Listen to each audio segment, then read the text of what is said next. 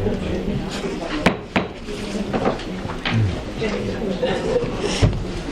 evening, ladies and gentlemen, members, officers. This is the Rochford District Council Development Committee, and I'm Chairman Colin Sleegers. I do have some housekeeping to get through. First of all, there's an emergency evacuation announcement. Should we be required to evacuate the building, would you please leave the building via the nearest available exit to the chamber? Our assembly point will be in the public car park at the side of the Civic Suite. Please do not delay your evacuation or to collect any belongings. Please do not return to the building until given permission to do so by council staff. Please note that this meeting will be audio recorded. In that respect, would members wishing to speak please announce themselves if I fail to call them.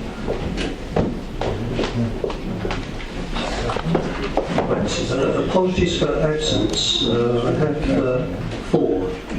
Councillor Chris Black, Councillor Terry Cutmore, Councillor Heather Glynn and Councillor George E. Arnold. Are there any others? Councillor Hazelwood.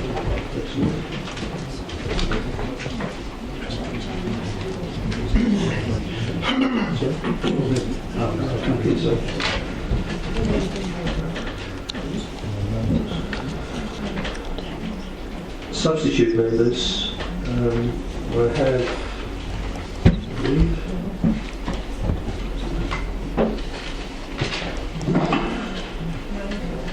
for Councillor Cutmore, Councillor June Lumley, for Councillor Mrs Glynn, Carol Weston, and for Councillor Iano, Joan Mockford.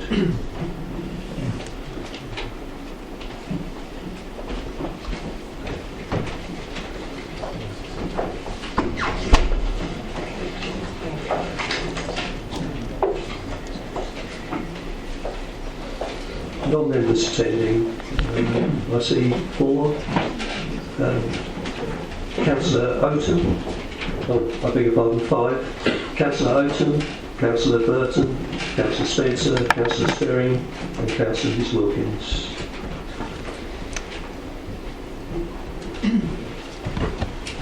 Right, item 4. Minutes of meetings held on the 17th of September. Do you wish to speak on that, Councillor?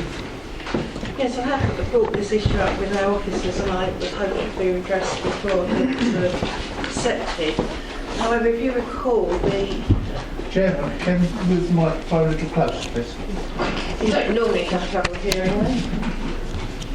If you recall, the application in the minutes was for the site at Hall Road, and the whole purpose of the application was an alteration from the affordable housing percentages from 80 to 20 to 70 to 30. Nowhere in that report is the original application that was granted, and the reason that application being before the committee mentioned, and I would like that noted, that it was to change from 80 to 20 to 70 to 30. I believe the monitoring officer has something to say. Just to be clear, you're referring to the minutes of the 13th of October? Yes. Yes. With regards to that, Chairman, I have no issues with the way it's been minuted. However, if Councillor Mrs Mason would like to put a motion on the floor, members can make a decision on that. Well, I do have an objection to how it's minuted, and I have raised it with officers who haven't come back to me, and I would like to make an addendum just to note that the purpose of that application being before us was to reduce the affordable rented section and to increase the social housing shared ownership section from 80 to 20 to 70 to 30. Chairman, I think the correct procedure is that if you are to amend the minute to reflect that, you would need to put a motion on the floor, have it seconded, and the members can agree whether the amendment should be made. Just so we're clear, the decision reflects the minute reflects the decision that was made, and the minute refers to the report whereby it would have all the details contained within, including the 18 to 20. However, Councillor Mrs Mason, you Yes, well, I would like to so move that is noted. Thank you. I'll second that, Chairman. Councillor Mr Mason, seconded. Thank you. Would committee members please indicate those in favour of the amendment? Can you repeat the amendment, please? It's just that it's not... Sorry, did you want me to repeat it or the Chair? I think it might be best coming from yourself. As I've left my notes at home, you're going to have to forgive me if I'm slightly woolly on this, but the main thing is just to note that the reason for the application being referred back to the Development Committee was to change the affordable housing percentages from 18 to 20 to 70 to 30. That's all I'm asking to put the motion is for, to just note that alteration. Are members in agreement with that? Yeah. Please indicate. Content. Thank you. Thank you, Mr Chairman. Can Chairman, can I just clarify that is with regards to the minutes of the 13th of October? agree. Can I take it then that the minutes of the 17th of September, which I originally read out, are accepted and approved by members? With the amendment. No, that's not applicable to this. There's three sets of minutes that we need to agree, and we're going through in order. The 17th of September minutes, are they a true record accepted by the members of this committee? Yes. Agreed? Similarly, for the minutes of the 30th of September, do members agree those as a true record? Agreed. Thank you. And the minutes of the 13th of October we've accepted as an amendment, and I presume that is also approved as such. Yes, apologies for that, Mr Chairman. Okay. I've not noted that we had 3 minutes to approve. Thank you. Right, item 5, declarations of interest. Are there any from committee members, please? Councillor Ward. Thank you, Chairman. If it's pertinent to note that I am a member of Raleigh Town Council but take no part in any of their planning meetings. Thank you, Councillor Ward. There being no others, we'll move on to... Sorry, Chairman. As there are visiting members, it's right to seek their declarations of interest as well. despite they're not being voting members. They're still members of the council. Okay, right. Okay, Councillor Oates, do you have any interest to declare? No. Councillor Burton? So I wasn't expecting to declare interest. I have got an interest as a member of Raleigh Town Council. I also have a pecuniary interest in item 8 and will leave the chamber. Thank you. Councillor Spencer? Oh, sorry. I have no pecuniary interest as well. I'm a member of the Town Council. I do not sit on the committee for planning. Thank you. Councillor Sperry? No pecuniary interest, member of Raleigh Town Council and Ward Council at the Trinity Ward. Thank you. Sorry, Chair. Sorry to interrupt again. Just on Councillor Burton, just to clarify, I believe it's a disclosable pecuniary interest by virtue that he's the applicant of that matter. Yes. Yeah. Thank you. Thank you. Right, item 6 had been scheduled for this meeting, but I understand the developer requested that it be held back. So we then move on to item 7, the site of Bournemouth Hall Lane in Hockley. Officers? Thank you, Chairman. This application is the site of Manchester's Prison Bournemouth Hall, which is located, seems to have lost the power of that, sorry. Is located in the red line that you see there, the group of cluster of buildings, thank you, where the cursor is pointing. It's some 800 metres or so from the main high road at the top. It's contained, you'll see where you see the pink buildings there. It's a tight area of some 4.2 hectares, which relates to the planning application site. The prison closed in March 2013. of note is Bulwood Hall, which sits in the sort of open grounds between the main complex of buildings where the cursor is now and the terrace of houses, which is outside of the site on the other side. There's a single track road, Chairman, that leads down to that site that makes the junction with High Road at the top, and that track is also public footpath free to a point where you see the blue line crossing the site about a third of the way down from the top, that then diverts to public footpath 49 off the site towards the right, the left of the screen, if people can see it at the back of the room. The area alongside the access track and the foreground area with Bulwood Hall has a number of substantial trees which are now subject to a tree preservation order. The application that we'll see is for 60 dwellings, which is in outline form, with all matters reserved other than the access. So that is that the appearance of the buildings and the layout, the landscaping and scale are all reserved matters, should permission be granted for a subsequent Part 2 application, the reserved matters application. For tonight, as an outline application, we're looking at the principle of the acceptability of the development together with the access to the site. The site is in flood zone 1, where the Environment Agency say redevelopment should be directed. It's the area of least risk. Now, there's two main issues, which is to do firstly with green belt. Because the site is in the green belt, normally there's prevention of redevelopment, but government policy has for some time now allowed situations where you have a well-developed part, perhaps a larger site, as in this case, that part that is occupied by a concentration of buildings is allowed to be redeveloped for alternative development, in this case housing. That means that from a national policy perspective, the development you'll see tonight will be concentrated on the hard surfaced areas and the buildings themselves, and that area you can see on that existing plan is not inappropriate development. The applicant does not have to demonstrate very special circumstances.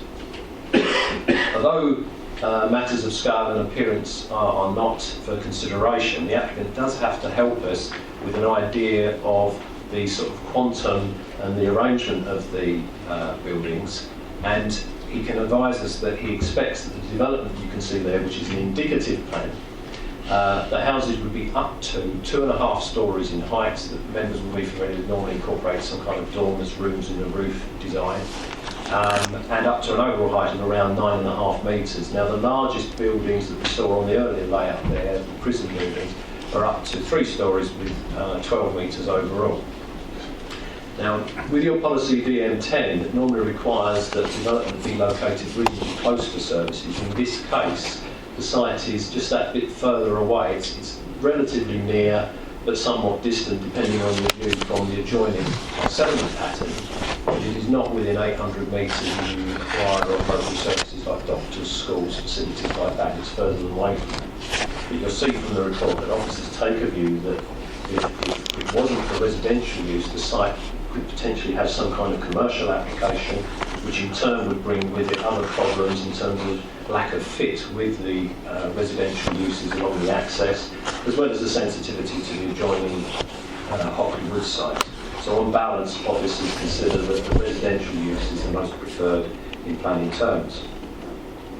Now, by redeveloping this site, there would be no significant impact on the merging of the settlements with Rayleigh and Hockley. The site is already developed with the prison use, so you're really swapping out the buildings and activities and built form for a different type of buildings and built form. There's no sprawl as such. The applicant has concentrated on the developed areas, including the surfaces outside the main security fencing. But most of the development you see there is contained within the existing security fencing, the outer one of which would be retained in the scheme as part of a buffer management. Obviously then, given that, the development you see would not conflict with the Upper Roach Valley ancient landscape. And the outline form of this application requires that a number of conditions to the grant commission shape the next stage of reserved matters, and members will see they're set out in the recommendation together with the legal agreement before you. Members will also note that the application position has changed on the provision of affordable housing. When this application was submitted, the government advice favoured something called vacant building credit, which was a ratio or rationale based on the floor space of existing prison buildings to be demolished as opposed to the new development of the housing coming in. And based on that, at that time, the applicant wasn't required to provide affordable housing. The government has had a legal challenge to that advice and has withdrawn that advice. So during the time that the application has been with us, the applicant has moved their position and now, in accord with your policies, include the provision of 35% affordable housing. Now there is that layout you'll see there shows a relatively low density of sort of family-size housing, mostly detached with gardens. You'll appreciate that the affordable housing element would probably favour smaller households. So you would expect that the Reserve Matters application would show a wider dwelling mix in order to accommodate that. And you'll see from the report that the county's urban designer favours that as well. Instead of the layout that you see there, which is only indicative, the Reserve Matters application would favour a greater spread of dwelling types. Now, the other concern at this stage is with highways. You'll see that the application is accompanied by a transport assessment that has analysed the impact of this scheme in comparison with recognised data for the lawful use of the site, which remains at present even though it's closed as a prison. And the applicants have assessed it in terms of the development for 75 units, not the 60 that are proposed, in order to build in robustness to their scheme. The County Highway Authority have considered those assumptions and have no objection to raise against that.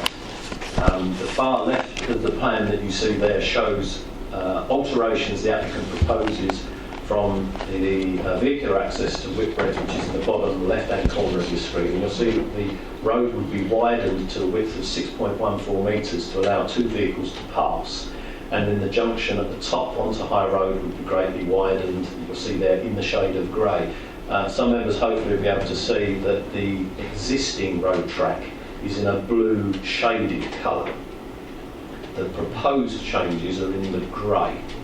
Now, as part of that, the applicants, in negotiation with the landowner who is agreeable to this, would re-site the existing hedge. We understand that can be planted, subject to good management. It can be re-sited in the garden, in the reduced garden area, and visibility would be improved as required towards the Rayleigh area. Highways have, prior to the application being submitted, have been in discussions with the applicants to achieve this.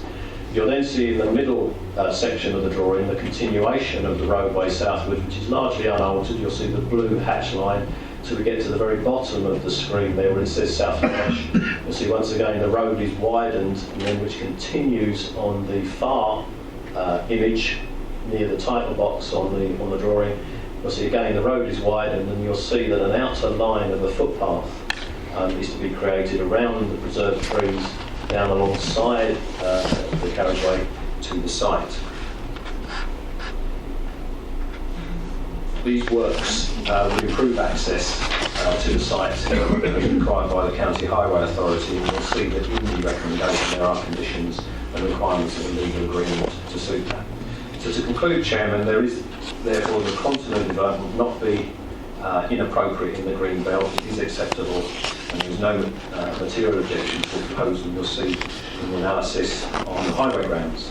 Now, since the report was written, we've had one additional comment received in representations from a resident at 25B Belchamps Way, which I'll read. It says, "On the whole, I believe most of the people living locally to Bulwood Hall will be glad this area becomes housing. I think on the proposed modifications to the High Road Bulwood Hall Lane junction would eliminate most of the current poor access. Attention should be paid to the bushes on the south side of the junction that currently butt up to the edge of the roadway, as at the moment they prevent a clear view to the south of B1013. I would have liked to have commented on the plans, but it is almost impossible with the way they are presented online." One other matter, Chairman, that the heads of conditions that you'll see in the recommendation, they speak, a number of them do speak to having submission of details prior to commencement in the work.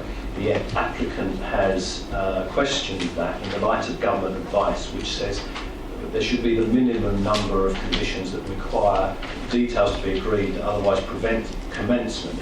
And because there's two steps to this development, there is the demolition side, and then there is the development itself. Officers are agreeable to the applicant's request to revise a number of those conditions, just changing the wording. The subject matter is not an issue, but to require those details to be submitted and agreed, not so much before the commencement of the development, the demolition, other than those that are required. So things like landscaping and other matters to be submitted before the actual residential development starts, rather than the demolition process itself. On that basis, Chairman, the recommendation is approval, as I've just mentioned, and is set out in the report. Thank you, Mr. Stokes. We have two speakers, Ms. Cathy Francis, the planning agent, and the second speaker, Mr. David Davies, as an objector. Ms. Cathy Francis, come forward, please.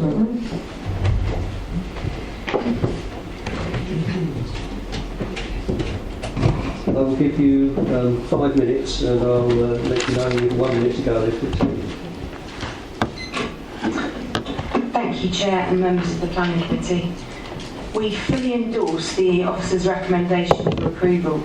The redundant former prison, which closed over 2.5 years ago, is a significant brownfield site.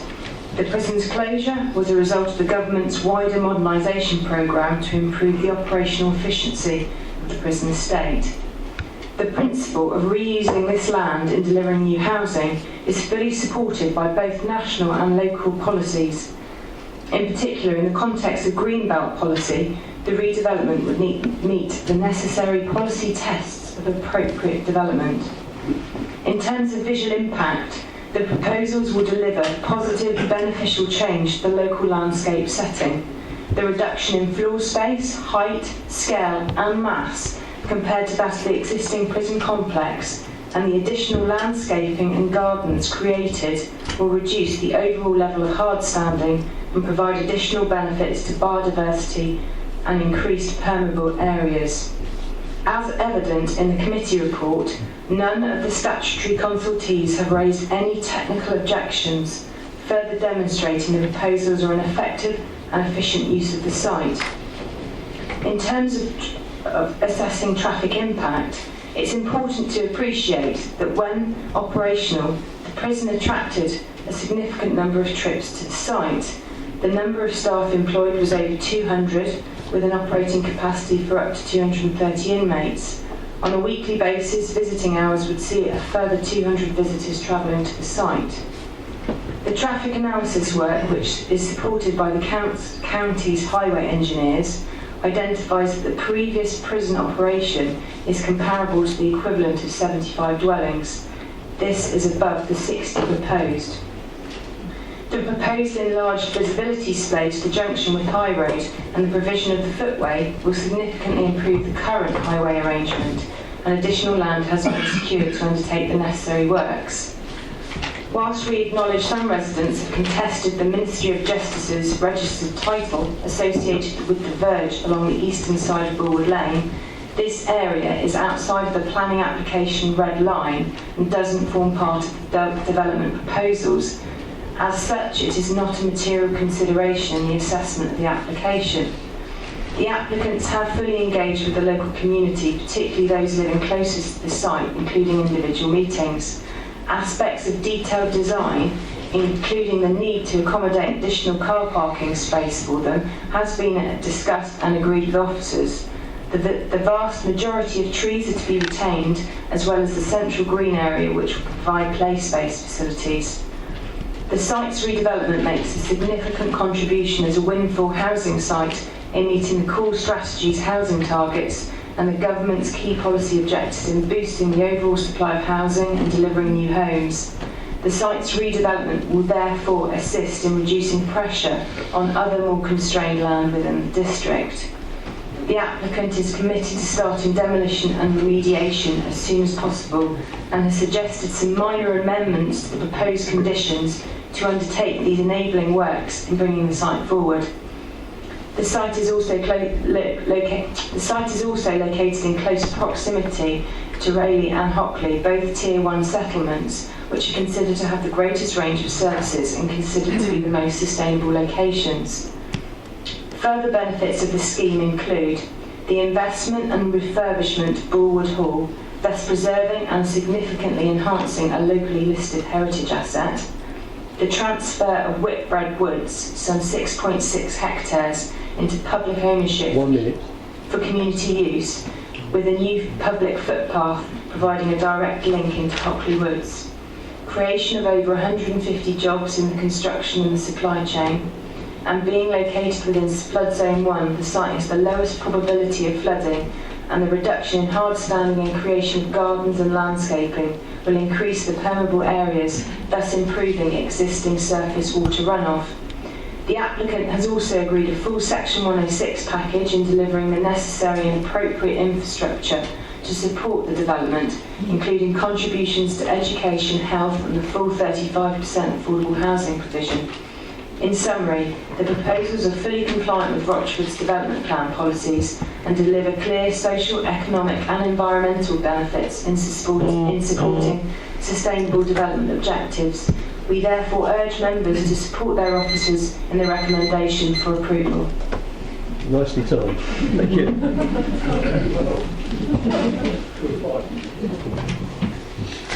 Right.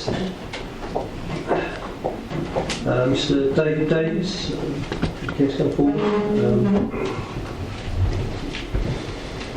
You will also have 5 minutes, and I'll tell you with 1 minute to go.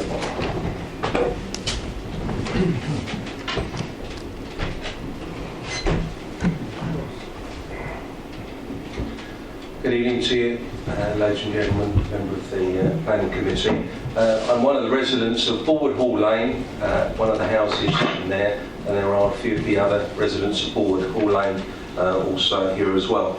My objection to the proposed development in Bulwood Hall Lane is, as a resident of Bulwood Hall Lane, having lived in Hockley for a number of years and had to deal with the roads and the traffic since we've been there, which has generally increased. Now, as been mentioned by my associate, the Department of Justice has, from each of the residents on the left-hand side of Bulwood Hall Lane, coming from Rayleigh down towards the former prison, have made a claim of ownership of the grass verge and the pavement all the way down the east side of the lane, and they've used the developers' information, which we, as the residents, are disputing, and a claim for unlawful possession is currently in legal hands. Bulwood Hall Lane itself is a single narrow lane. Its access is not wide enough to allow one car in and one car out, and when the prison was there, the traffic generally, the staff went into work, so they all followed themselves in, and when they came out, they all came out again. Visiting time was generally when it was the ladies' prison, was generally on a Sunday, and again it was all traffic going in one way and then coming out another way, perhaps not as been earlier indicated. When it was dealing with immigrants, there was very little traffic going in and out apart from the actual staff. So at that point, the road could just about stand that sort of traffic, and as the residents had to wait for a number of cars to go past, I can certainly talk with a personal point of view of having to wait there for the traffic to go out. The road currently doesn't allow for delivery lorries to deliver and allow other traffic to pass it. Nowadays, if you want to have something delivered to you, it always seems to turn up in a 7-ton lorry, and not each of the houses down Bulwood Hall Lane can the lorry actually turn into that, then holds up the traffic in the road.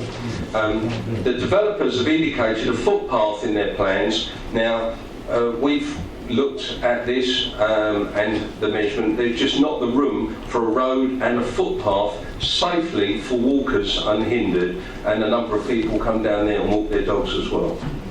Moving on to the approach from the high road, if traffic is waiting to come into Bulwood Hall Lane, they sit at the top of Bulwood Hall Lane And this area allows currently at the moment for one, possibly two cars. If there is a lorry there or a big van, one vehicle sits there. However, it's of my opinion, adding a number of houses and of course a number of traffic that the developer is proposing, there will be larger amounts of traffic wishing to come into Borwood Hall Lane that will then sit at the top of Borwood Hall Lane, which isn't big enough anyway, and on the high road, and particularly at the times, rush hour times, it will just be a complete snarl up, especially if other traffic is trying to come out of Borwood Hall Lane.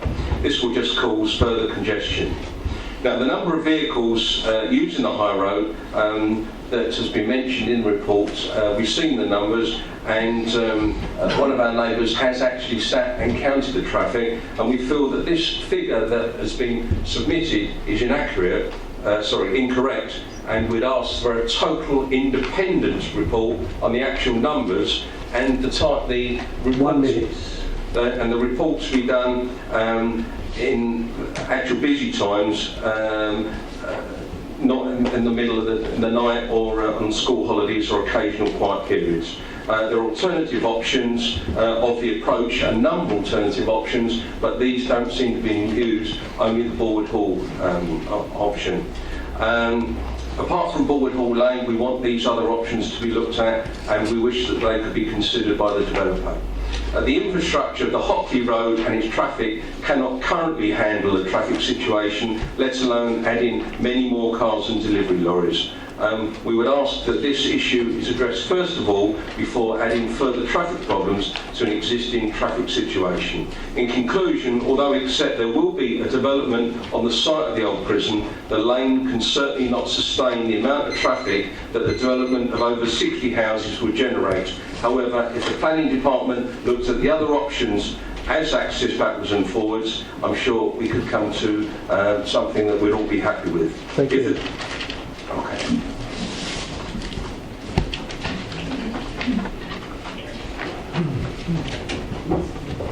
Right, just to let members know the arrangements that have been agreed for order of speaking.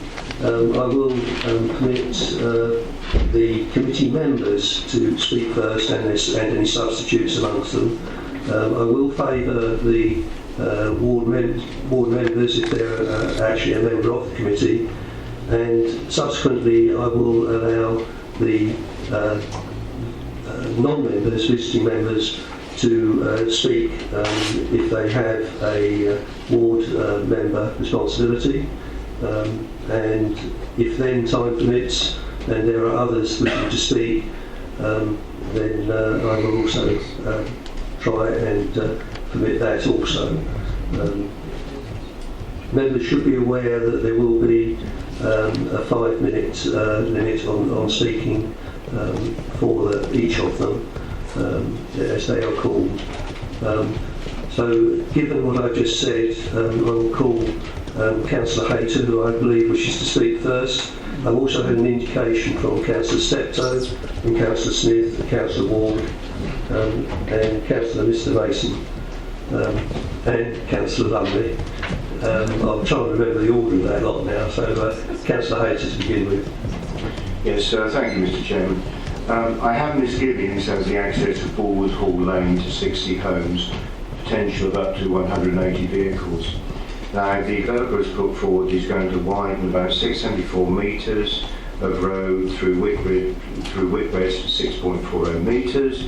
He says he's going to widen the road from South Lodge back to the site 4.80 metres, and he's going to create a pedestrian right-of-way for that area as well. Problem is that he's got a single track bottleneck from South Lodge to Whitbreads or Fennels.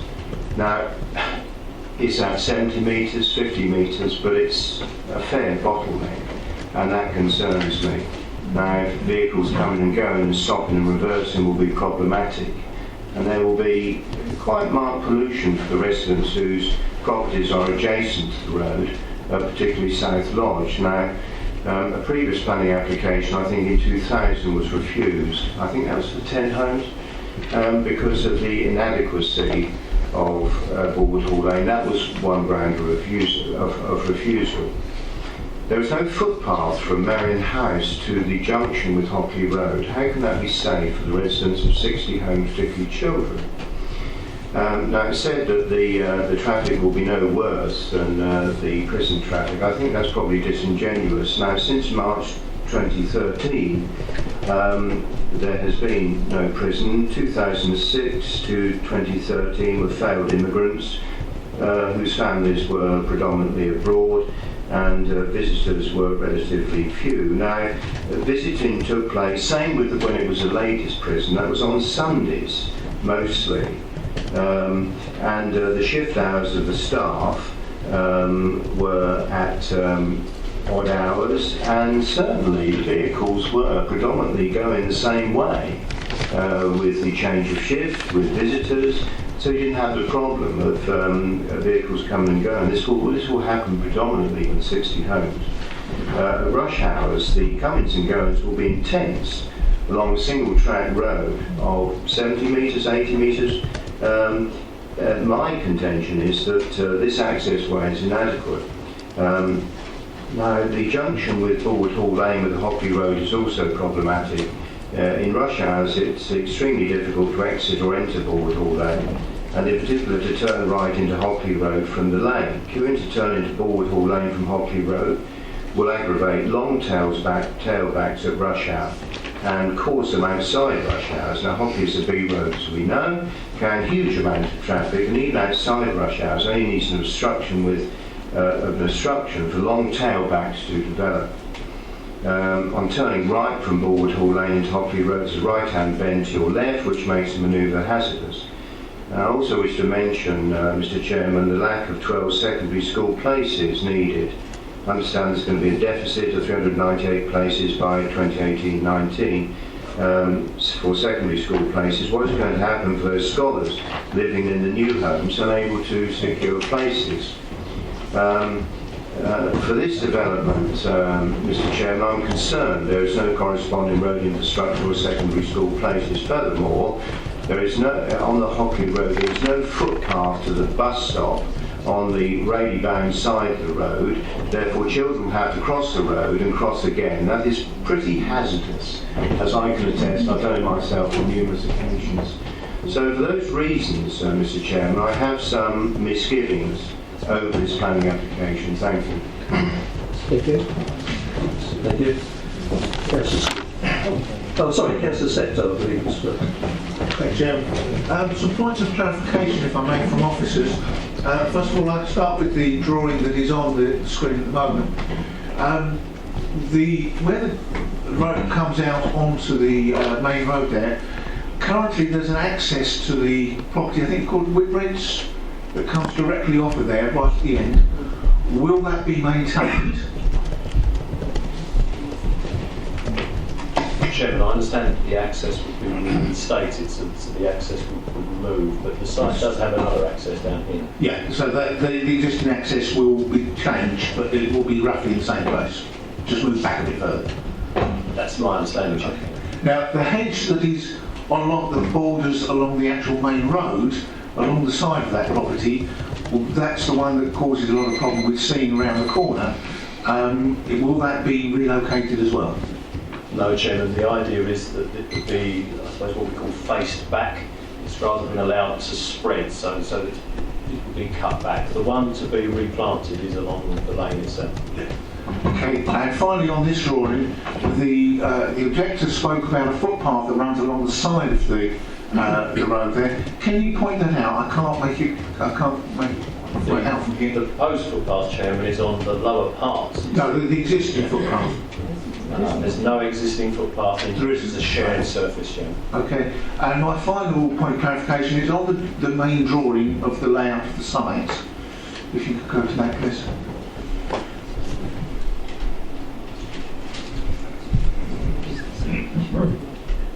Now, I believe there are a number of listed buildings within the site. Could you point out those listed buildings, please? Chairman, the only building of interest historically is this one here. This is Borwood Hall, which has been subject to extensive alterations. It's not statutory listed. There are other buildings over here. There's what they call a hostel, which is to be demolished, which was a 1960s building, and the buildings themselves are 1960s. The listed buildings are back up the top, near where we was talking about single track road. There's about 4 or 5 there, South Lodge, North Lodge, I think, with Reds. There's the one with the hedgerows being recited. Those are older buildings as you turn into the lane. There's a number of listed buildings there, but the only one of some interest is Bulwood Hall, which is not, it's on your local list, so the ambition would be to keep it, but it's not, if you like, statutory listed. Thank you.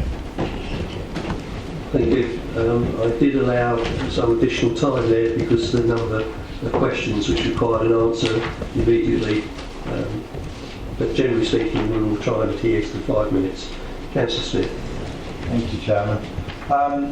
In the discussion that I've heard so far, the principle of the housing on the site doesn't seem to be of concern. It doesn't concern me, and I think that the detail that will come back to us will allow us to come to a satisfactory conclusion there. It clearly is around the access arrangements that we have some concerns. I don't know what the standard required for the access road is, or whether there is an ambition for that to be upgraded to an adoptable standard or not. But if I could refer to 7.69, page 7.69, item 17 on highways, I think that's where a lot of our discussion needs to focus around. Clearly we can't deny or ignore the use that used to be there. It was heavy, it was a prison, it was used all hours of the day and night. But item 17 says that prior to the commencement of the development, except for the demolition and remediation. Well, I feel that the moment this development starts, we will be potentially at very high levels of usage. That will continue through the construction phase and then move into the occupation phase. I think that given the variety of concerns that are around and the nature of the activity that will be taking place, I feel that the item 17 needs to be from the commencement of all works on the site. And I'm almost minded to move that as an amendment. I won't do so just yet. The access down the road, I don't know whether we've got any pictures of that to see whether there are passing places. We've got the mention of the width of the pavement, but I just want to be confident that that isn't compromising the use of that road within the red boundaries of the site plan that are for us. I wonder whether I could have some comment on that back from officers. Thank you. Mr. Stokes. Chairman, unfortunately we don't have pictures, but there are passing places further down along this area here currently as you drop into the site and go up through the trees.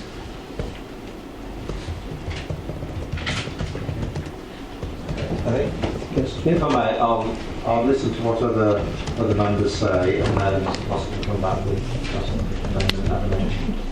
Councillor Ward. Thank you, Chairman. Much of what Councillor Smith has just said, I myself was making notes on with regard to the fact that there seems to be an acceptance that the new estate, however it is shaped, would be acceptable. It's the access which is the main bone of contention. I think that, again, as Councillor Smith brought up, with regard to commencement of works, the access should be an absolute priority, bearing in mind the works traffic that will be going in there. Also making a consideration for some sort of possible traffic signalling at that area, because I know that that particular high road is extremely well used, and we have the senior schools there, we have the junior schools there, but there's lots of traffic that's going backwards and forwards at critical times, and maybe also there should be something in regards to when that access is started. There should be some sort of condition to avoid works traffic at critical times. So I believe that needs to be looked at quite seriously. I'd also now want to come to the disputed areas, which again is highlighted. Obviously it has been brought up that this may cause a problem going forward for development until this is settled, and possibly it's nothing to do with this committee at this moment. But it is an interesting point whereby the widening of this road could be a major problem if that dispute isn't actually settled, and that is something that needs to be highlighted, because I believe the access is the problem, and that's the main problem, in my opinion, that needs to be sorted out prior to any development. Thank you, Chairman. Thank you, Councillor Ward. Councillor Mr Mason. Can I just come back on this? The Condition 17 and additional conditions dealing with the restricting deliveries and activity outside school hours.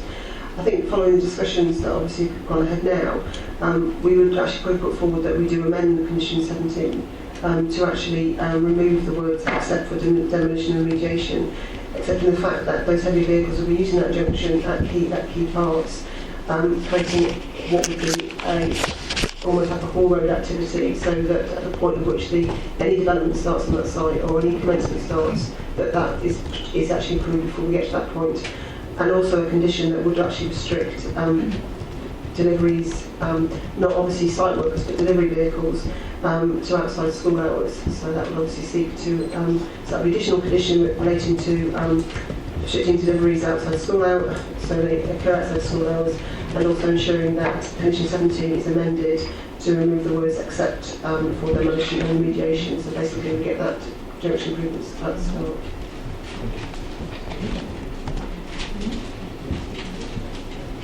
Thank you. Councillor Mr Mason. Thank you, Chairman. Not surprisingly, I also want to ask some questions about access. And I want to pick up some points that the objector who spoke brought up. He mentioned other options. I haven't seen those in the presentation. He also mentioned an independent report on the highways, traffic conditions and its capacity. And to add to that, my question, which is about the passing points, and we've been a little vague on this, and I think they're going to be vital. So how many of there are there, and how many vehicles do they actually support? Because if Councillor Hayter is referring to 180, I don't know how many are going to be trying to move at one time. Whether it can be half in one direction, half in the other, I doubt. But I'd be really, really interested to know how that's been assessed. And to allow me to keep within my 5 minutes, I'll carry on asking the questions, and let the questions come later. We all know there's a housing and planning bill, which is currently in passage. And I would like to know whether a particular aspect of the housing and planning bill will affect this application when it comes back for detailed planning. In particular, the press reported this morning there would be measures to bring forward 200,000 starter homes at a 20% discount for young first-time buyers, which will create a special presumption in favour of such homes. So my question on that to the officers is to ask whether detailed planning, if that bill has passed, will that become a new matter for us to consider? Officers. What's in front of you tonight is an application that relates to an outline consent for 60 dwellings, and that's all that we can determine in front of us today. Any change in legislation, of course, at the point at which the application is determined, obviously we'll have to make an assessment of that. but that will only be an out-on application or reserve matters for 60 dwellings. Any different to that obviously would require a further consent. In terms of the design of the highway, obviously that will be a matter for the Highway Authority, Essex County Council, and obviously we'll expect the developer to work in line with Essex County Council to provide a road that's acceptable. In terms of a separate assessment, the assessment of the highway activity on this site was assessed by professionals at Essex County Council with a professional submission from the developer themselves, and obviously the works that have carried, the work that has fallen from that has given the conditions as set out in the report from Essex County Council, which ends up with the conditions set out at our page 7.69, which relate to works to a new junction, lane improvements, and obviously discharge of surface water. An additional condition, following discussions with members today, relating to a condition restricting deliveries to ensure that the road network isn't impeded at that junction, and also affecting school travelling. Thank you. Yes, Councillor Mason. I didn't hear about the number of passing points and the number of vehicles they can accommodate, Chairman. Chairman, there's one you can see on this plan, but you see it's elongated. You could get several cars or a large lorry in there on a straight run. But see, the plan isn't big. Hopefully members can appreciate this position. I mean, also from my point of view, the design of that lane will be in connection with Essex County Council requirements, and obviously we will have access to view that those lane improvements at that point, and obviously that is for us to discharge at the end of the day as a planning authority. So obviously we'll hope the developer works hand in hand with Essex County Council, and also have to ensure that those lane improvements actually improve the activity on that site rather than actually impede it any further. And reminding the fact that the activity, even though it seemed to have fallen away over time, the activity levels could have picked up at any point to levels that were completely different, because obviously the prison was still there. Thank you. Councillor Mrs Lowry and then Councillor Mrs Mason. Thank you, Chairman. I really just have one point of clarification in relation to the secondary places and page 7.22 of the report. Item 4.80, please bear with me, if I could just read that. This proposed development is located within the Rochford Secondary Group 1 Rayleigh Forecast Planning Group. The Rochford Secondary Group 1 Forecast Planning Group has an overall capacity of 2,590 places. The forecast planning group is forecast to have a deficit of 396 places by 2018-19, which has already been mentioned by a previous member of the committee. My question around that is, presumably, Rochford Secondary Group 1 Rayleigh is Rayleigh Swain and Fitzwilmot schools. In a recent application...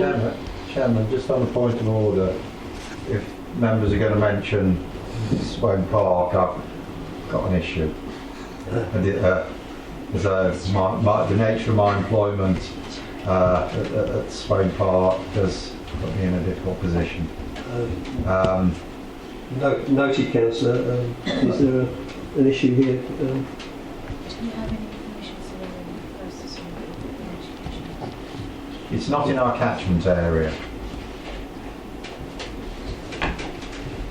Sorry, excuse me. With regards to education,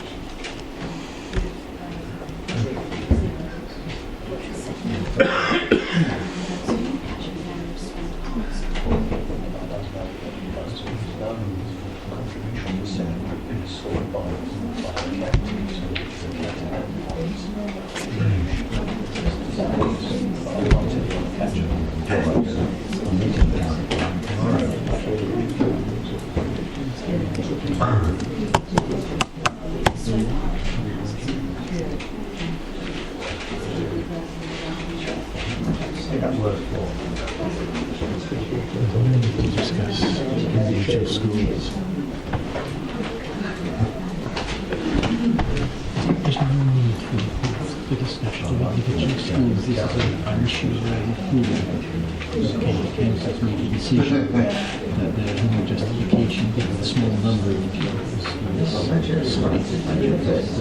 they don't want a contribution because they're going to make much bigger contributions from other developments towards secondary education.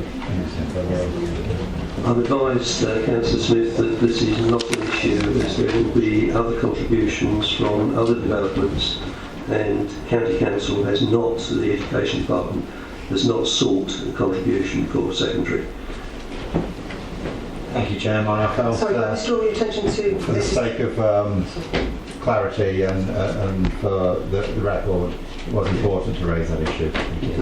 The answer to your question actually is also set out in paragraph 4.85. That sets out the position with regards to Essex County Council not requesting a contribution for this matter. I actually haven't finished my question, and that wasn't my question. Please go ahead. My question was around the recent deficit that we've quoted in a recent application, which was for something like 30 odd places. 9 for the school that I won't mention again, and 22 for the other Raleigh school. So my question was around the grouping, and is it just those 2 schools that it refers to? And why have we suddenly got a deficit of 386 places when we only previously, a month, 6 weeks ago, had a deficit of something like 30 something? But the figures don't add up for me. I think it is something which may be in need of inquiry by various county members, including myself, no doubt. But I'm not sure that it's an issue that we can settle tonight. Just raise the question. Yeah. In terms of the way in which such deficits of school places, etc., or any of the other services are considered, of course, the prime purpose of the core strategy, which is in place by this council, is to actually advise those partners of the needs that they will have to accommodate. And I'm sure that will be in the sort of highest priority in terms of providing those additional places as and when the development may or may not be built out, which is not guaranteed, of course. If I might just come back. Certainly. I know it doesn't relate necessarily to this application, but it might, because there is no funding from this application. I have read the following note in the report required from the county, but in the previous application there was a funding amount agreed on that deficit of 30 odd places, as opposed to something a few weeks later that appears to be a deficit of 386. That's my conclusion over it. Council, which is why I said this may require some inquiry at county level to understand exactly why those figures have changed. But I don't think this is something which is a material consideration, given that county have not asked for a contribution in respect of that deficit at present. Thank you for your explanation. I wasn't suggesting it was a material consideration, I was just seeking clarification. Thank you. Okay.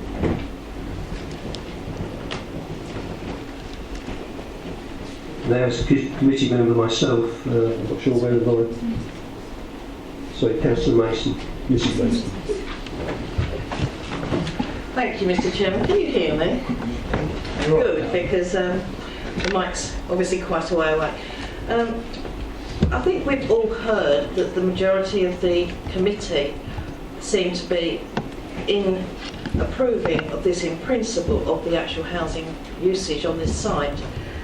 I must admit I am as well, and I'm also very pleased to see that we're getting affordable housing, which is well needed in this area. But the material problem of access seems to have been not clarified enough for me to be comfortable with this application as it stands. We have, if you go back please to the other slide, we have 3 bits shown us of highway or passage. There is no indication that I can find of how much of that is single width and how much is double width. It's a long passage for people to travel down. we've got the 3 there. Could someone tell me how much of that is double where cars can pass each other, and how much of that length cannot be passed by 2 vehicles? Chair, it's probably easiest explained on this diagram here, which is an amalgam of the 3 larger ones you see here. As we explained, the first stretch of the road is improved, as is the last. So it's this middle section in here which stays as it currently is. Which is single width? Single, sort of generous single in terms of it takes lorries and things that 2 cars wouldn't pass, Chair. Right, so basically we're promoting a bottleneck. My concern with this access is not only for vehicle traffic, but we're putting on a housing estate with affordable housing. Presumably if it's 3, 4, 5 bedroom properties, there are going to be children in that property. And those children are very likely to want to travel to our schools. And there is a bus stop just at the end of here, this road, on the main road. Now, I would say that if I was living there, I would expect my child to be able to walk safely down that road to that bus stop, especially if they're at secondary education. I cannot see that is possible on the layout that we have in front of us. It says here that roughly 60% of journeys are taken to work by car. We are trying to encourage our youngsters to be fit and healthy and to walk to work. That would mean that everyone on that site would need a car to safely get their children from the site to the main road. And that is a concern. I wonder if there's any provision to put a footpath in that would ensure pedestrian safety. I haven't heard that being mentioned. Thank you. I mean, I think from the point of view of the application, condition 18 sets out the lane improvements that are required by county to provide adequate access along this roadway. That does include provisions for a shared cycle footway along the eastern side of the carriage range to be a minimum of 3 metres. And there is some work there. I think that is a condition that obviously we need to work very hard with the developer and also the county on to ensure that. I think any local authority, in terms of what planning is about, is planning for health.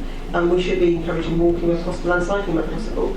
And that's obviously we need to make sure that the road is wide enough for a vehicle and where possible the safe carriageway of the cycle and the footway. Obviously we will ensure that the developer works very strongly and carefully with County Council to produce that. Can I just come back on that, Mr. Chairman, if I may? You may. I take it the answer then is no. At the moment, on the application as it stands in front of us, which is the one we have to assess, is that the provision is not there. Because from what I'm hearing is we can have a lorry going down there, or we can have a car and a cyclist. And nothing, that they can't meet and they can't pass each other on a large track of that highway, which surely should have been resolved before that came to this committee. Thank you. Thank you. This may sort of be at the root of my intended question, which was, could you just clarify, officers, please, whether these are matters which would be best addressed once the final layout of this development is known? What we have at the moment is just indicative. I was initially puzzled, I must admit, by some of the responses from our consultees, in that I certainly had not seen an indicative layout at all myself. I'm not sure whether board members had, but have board members seen such? Councillor Hayter? Thank you, Mr. Chairman. I would like to clarify this. I've read through this report in some detail. There is a proposed pedestrian footpath from South Lodge to the site. There can be no pedestrian footpath along the single carriageway, and there is there's nothing said about a footpath the 74 metres from the junction of the Hockley Road to Whitbreads, where the road is being widened. Councillor Hayter, my question was, have ward councillors seen the indicative design of the development previously? I have seen the report and I've seen the plan and I've visited the site myself. That's all I've seen. But I have read the report in detail, and what I say about the pedestrian way, I think is absolutely correct. That might not be the case, but my question to officers would be, are these matters which can be addressed at the full application? They might be changed from the indicative plans which we've seen. But this is now an application before you with access as part of that outline consideration, and every other matter will be an additional reserve matter. And that's why obviously the conditions that obviously we're very concerned that we get right at this moment relate to those highways. That's why we've looked at the issue of amending Condition 17. Condition 18 will obviously come forward with an increased scale of the plan in front of you to ensure we get any improvements that we can to ensure that we get a safe access and egress on and off this site and through this piece of roadway and onto the main highway, and obviously then looking at the correct discharge of surface waters and also surface materials. Obviously, if the developer can't discharge that condition, then obviously the development is obviously affected and won't be able to go ahead. So in real terms, we're not going to allow a deficient discharge of conditions that doesn't meet the requirements of both Essex County Council and the local planning authority. Thank you. I believe Councillor Ward wanted to come back. Can you be brief, please, and have spoken already on this? Yeah, it is brief. I just want to, again, we're looking at page 69, certainly 769. It would again be referring to highway lane improvements again. We're looking at this minimum of 3 metre cycle footway along the eastern side of the carriageway. It's south of Marion House, and it goes to the whole length, the whole way through to the development. Is that correct? Okay, so but there's nothing beyond that area coming in from the top of the access road from Hockley Road. So we're only talking about that particular part of a shared cycle footway.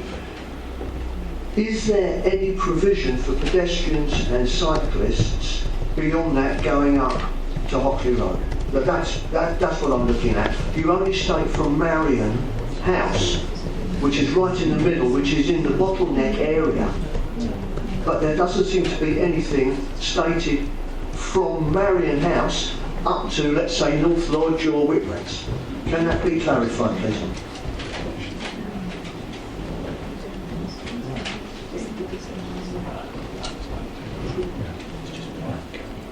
Yeah, that's correct. It's just widened carriageway. Can I come back, please, Chairman?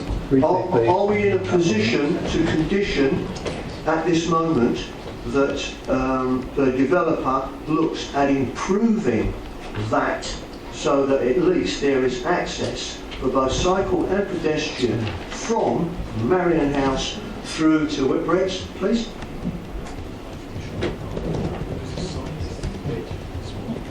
The developer can only work within the site allocated, the red line, and obviously that the red line would be any additional widening would fall outside that red line area. So in real terms, that piece of the road would remain as in terms of the width as it is, though in a better made up format.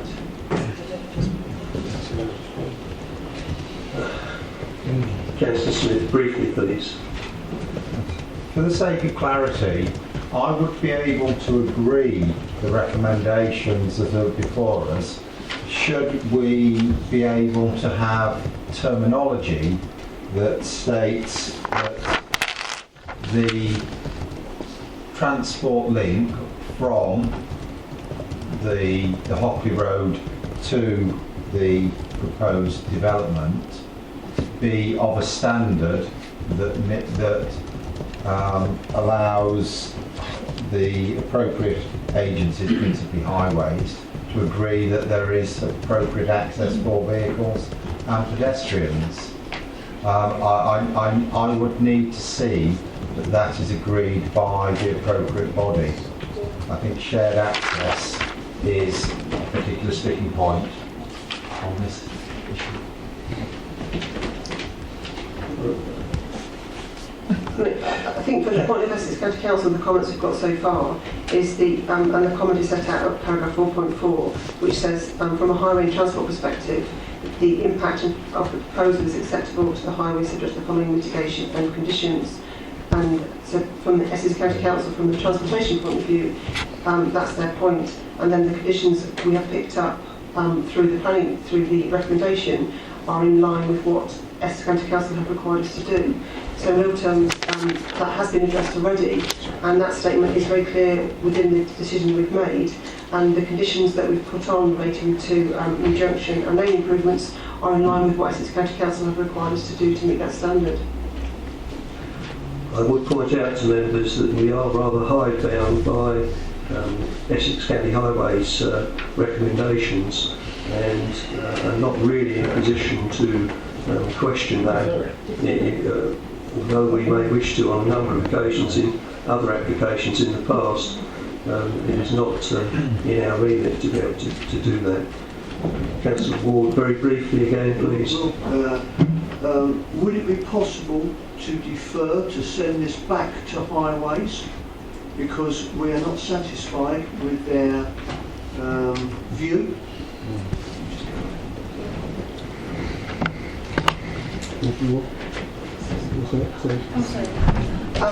In this case, the Essex County Council have made their position very clear, and it's not a position where we've reached any impasse in terms of there's been any serious concerns from Essex County Council Highway. So in real terms, there is no. We would just go round and round in circles. They would come up with the same recommendation, and we'd be here next month with that same recommendation.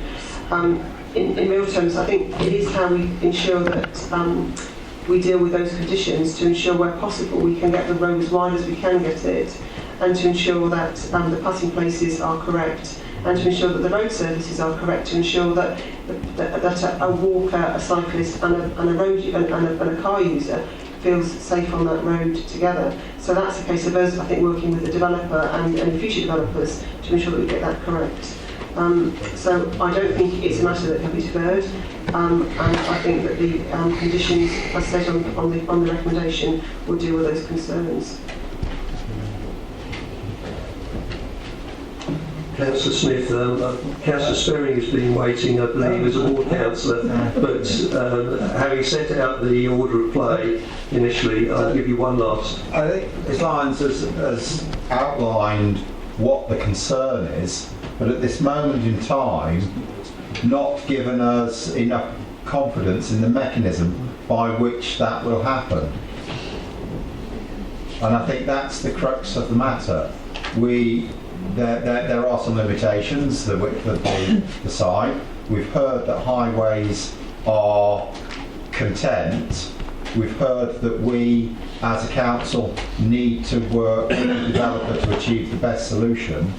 But I believe that the words, us working with the developer to achieve the best solution, are just that little bit too woolly at the moment for us achieving what we want, which is a safe passage possible across that particular single carriageway area. It's just the words are too woolly, because I believe there is within that description that we've been given enough ambiguity for the developer to say we can't do anything about it, take it or leave it.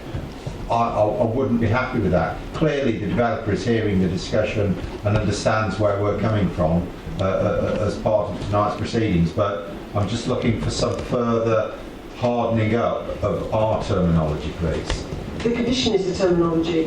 Non-compliance with Vision 18 would sign with the whole development. So in real terms, whether or not we want to use woolly terms like we're working with, The condition sets out a very clear ambition for the local planning authority, and that says prior to placement development, the proposed Bullwood Lane improvements, including localised widening, as shown in the principle in the waterfront drawing, shall be provided entirely by the developer's expense and include provisions of shared cycling footway along the eastern side of the carriageway to be a minimum of 3 metres, commencing at the south of Marion House, and provide a dedicated link to the proposed development.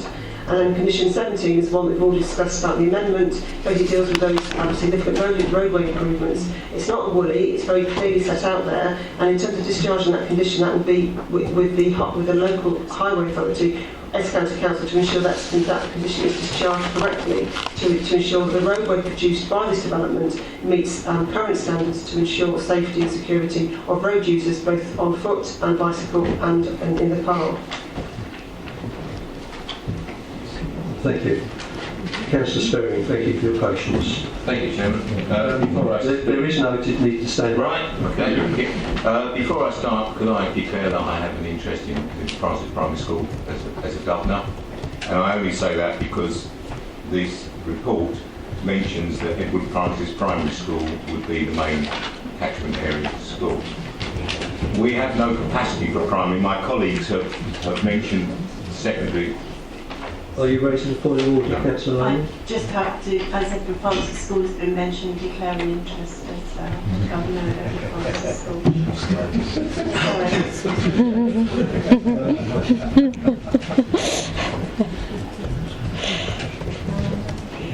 Please bear with us while we check the situation.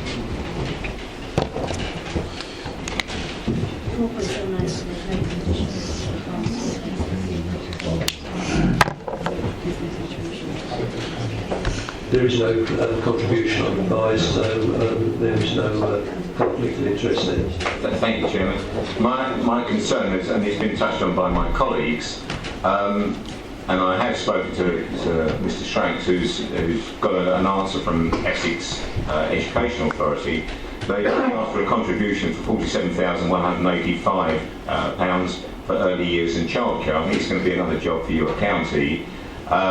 Having spoken to most of the primary schools in Raleigh in the last 48 hours, they do not have the capacity to take the children that are currently on the list, potentially. While they have covered 2 of the developments in Trinity Ward, they've completely forgotten about Carlton Ward's development, which is 70 properties about 100 yards from Edward Francis School.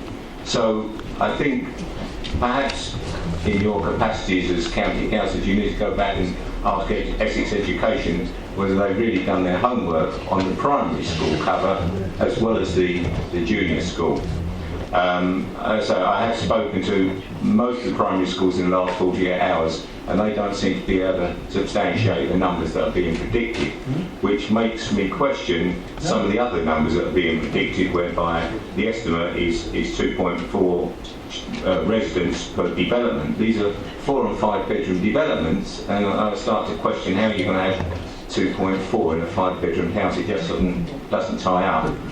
And last but not least, because my other colleagues have covered most of the aspects of traffic and the congestion, although I think it may solve itself, there was a concern expressed about the vibration of heavy lorries to older properties. But from what my colleagues have highlighted, I don't think they're going to be moving very fast anyway. But before we do start any developments, I would like to have some sort of condition on what would happen or how we are going to control these lorries and stop the vibration of these big trucks up against listed buildings. Thank you, Chairman. Thank you. Just to clarify for members of the public and any members that may not be aware, my county division is called Rochford South. I think it would be probably against etiquette for me to undertake queries on behalf of... When I come back, Chairman. I'm very, very happy to join with those members. They are really I think they would need to initiate it. Yes, sir. Just a couple of points. Okay, so Mr. Strange. If I can just come back on a couple of points, dealing with the latter first, the idea of at the effect on the listed building. You see from the county's expert, he's concerned that perhaps through demolition of oversized vehicles, what he calls, I think, building strike. And how we would anticipate that would work goes in a construction management plan. And the idea would be that as the lorry comes in, it probably have banksmen either side to, alert the driver, good as he is, he's going to hit something or whatever, so they can negotiate that rather than on an occasion be dealing with the damage. So I'm pretty clear that can be managed.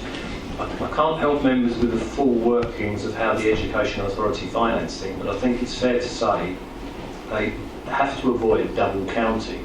Now, members have mentioned the Carter and Ward site. I know through dealing with the previous appeal some time ago, the Education Authority accounted for those numbers many years ago as a 79 permission, and since that time they've always allowed for it. So to allow for it now, they would effectively be double counting. And I think the way it works, they have a central reserve or pot, if you like, put simply.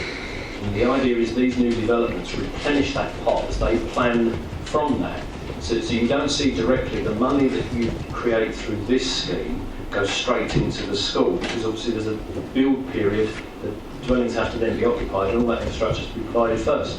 So I think the way they manage it, avoiding double counting, and which is why they've updated their comments you'll see in the report, is that they're working to replenish the resource. So I don't know if that helps members or possibly clouds it, but that is why you don't always see that this development, that development all tot up two spaces, because the authority work to a very well respected formula and they get their numbers through that, and that's why perhaps a headmaster might say if he doesn't have capacity that his organisation will be planning that capacity strategically in the background.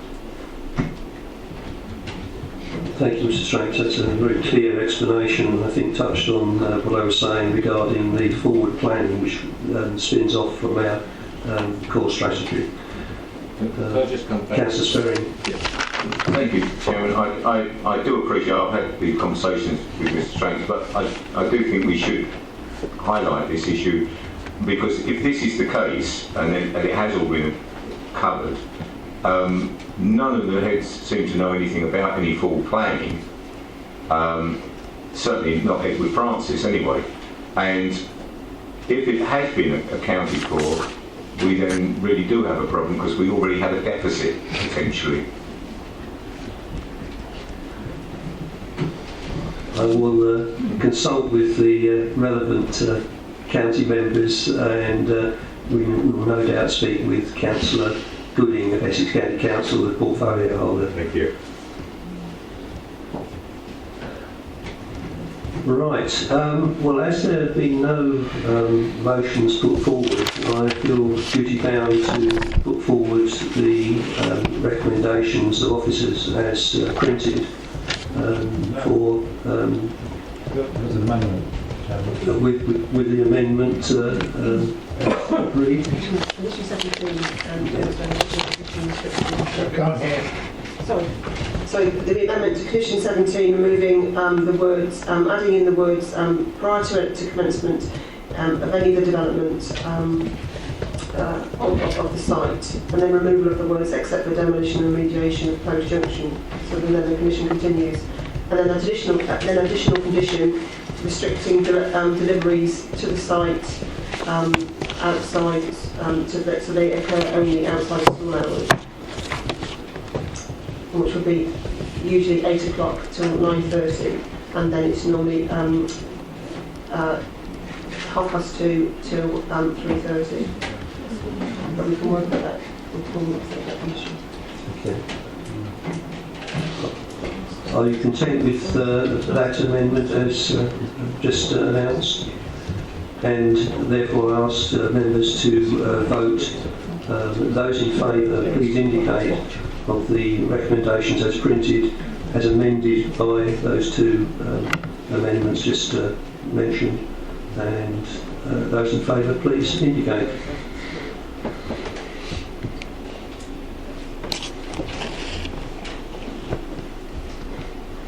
Those against?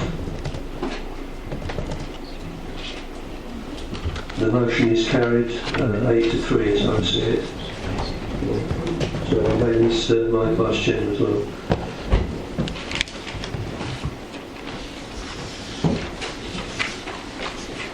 now move to item 8.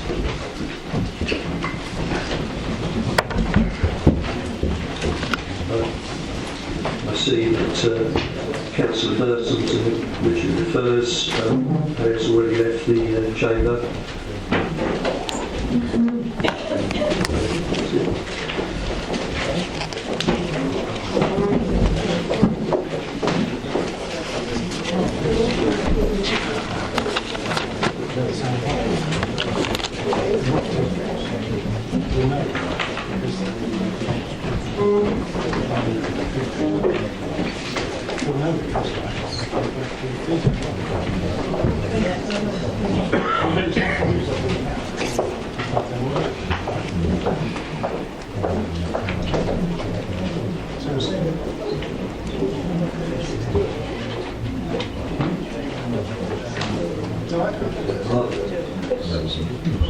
Are any more members of the public wishing to leave?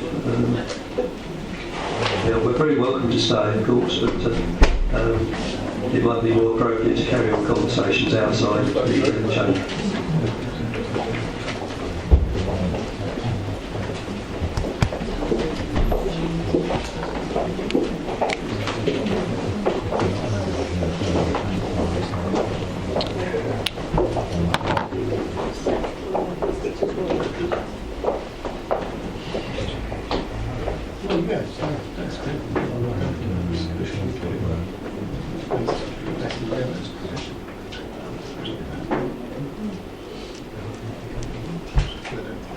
Right, item 8, 11 Crown Hill Rayleigh. Thank you, Chairman. This application is to a site of a semi-detached house located on the southern side of Crown Hill in here. It's actually in the recently extended part of the Rayleigh Conservation Area. The application is brought before the Council under the protocols due to the applicant being a member of this Council. If we could see the first photographs, this just shows you the existing situation. The site is this unit here. Here we see the existing gate. For the members' interest at this stage is to note the existing wall and the fact that it is stepped. From representations you'll see on the addendum, the adjoining neighbour recalls that this actually was a reconstruction whereby a number of residents gave up part of their frontage to allow the highway to be widened. So whilst the property is very attractive and outstanding, lots of original features, the wall was actually a reconstruction itself. Now, if we can see the historic street views, what the applicant is trying to do is to go back to restore part of the splendour of the street. Here we see before the highways realigned and improved it. Now our site is the second unit there. Note the step in the wall and the height of the piers and the cappings and the railings between that are in the detail from the neighbour next door on the addendum. The applicant is seeking to bring back this kind of approach in his details, which we'll see in a moment, and to reflect the design and character of this time around about 1903. If we could see the layouts, please, plan 4. The application, if we look at the top here, hopefully that's clear enough, you'll see that there's the dwelling itself, and here's the highway, the existing crossing. In this top corner here, there's paving with a central flower bed and a drive-in on this side. What the applicant wishes to do is just slightly take away some of that wall. The report is slightly in error because it's assumed that it was a reconstruction of the wall, but the applicant's pointed out that's not the case. It is to demolish 0.8 of a metre length of that and construct piers at each end, provide this surfacing and also a new surface to the pathway from the gate, which would be kept leading to the main house. And you'll see this tiling, Edwardian style tiling, as opposed to the concrete 1960s crazy paving from when I think the area was redesigned in the 60s. Now, the landscaping here, instead of being in a central part, you'll see it's more formal under the bay to the house, alongside the pathway and to the side frontage. If we could jump to the elevations, please. What the applicant proposes to do with the wall is to essentially keep that part of the wall but construct this pier and this one and provide the railings between the piers here. Now, what the applicant's pointed out that his draftsman's actually been slightly in error because he wishes to keep the step that I was labouring on with the photographs. What you'll see here is a straight line through. But what the applicant proposes is to actually retain the step, reinstate the piers, only to gate height. The piers we saw in the historic photograph are much higher, more substantial.